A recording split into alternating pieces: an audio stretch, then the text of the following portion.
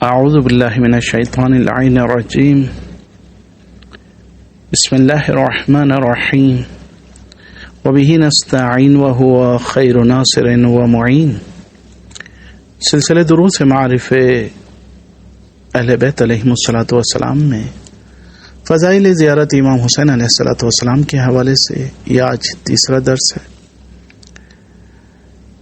امام رضا علیہ الصلوۃ والسلام اپنے صحابی ریان بن شبیب سے یہ 7 جملات ارشاد فرماتے ہیں جن کو شیخ عباس قمی نے اپنی کتاب نفس المحموم میں اس طرح سے ذکر کیا ہے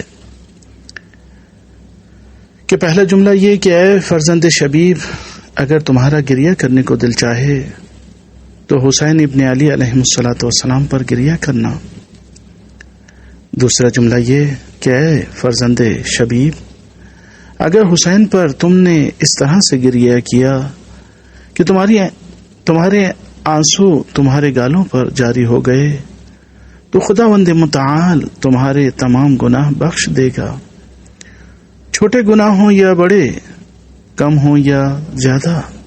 تیسرا جملہ جو آپ نے ابن شبیب سے ارشاد فرمایا کہ اے فرزند شبیب، اگر تمہارا دل چاہے کہ شہدائے کربلا کا ثواب حاصل کرو تو جب بھی یاد امام حسین علیہ الصلوۃ والسلام آئے تو کہو کہ کاش ہم بھی ان کے ساتھ ہوتے تو کامیابی سے ہمکنار ہوتے۔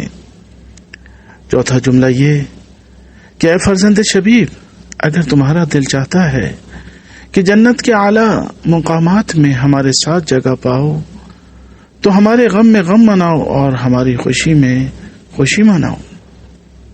پانچواں جملہ یہ کہ اے فرزند شبیب، تمہیں ہماری ولایت مبارک ہو، کیونکہ اگر کوئی شخص دنیا میں پتھر کی ولایت رکھتا ہوگا تو اللہ تبارک و تعالی قیامت کے دن اس کو اسی پتھر کے ساتھ محشور کرے گا، یعنی جو جس کی ولایت رکھتا ہوگا اسی کے ساتھ محشور ہوگا۔